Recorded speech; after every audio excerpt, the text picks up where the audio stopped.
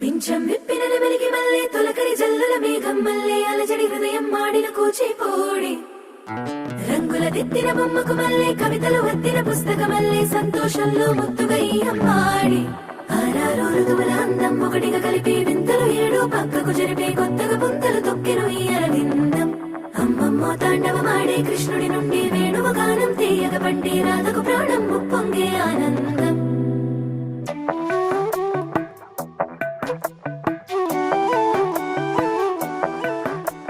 మధురము కదా ప్రతొక నడక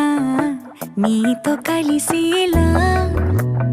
తరగని కథ మనదే కనుక మనసు మురిసినిలా ఉసురేమో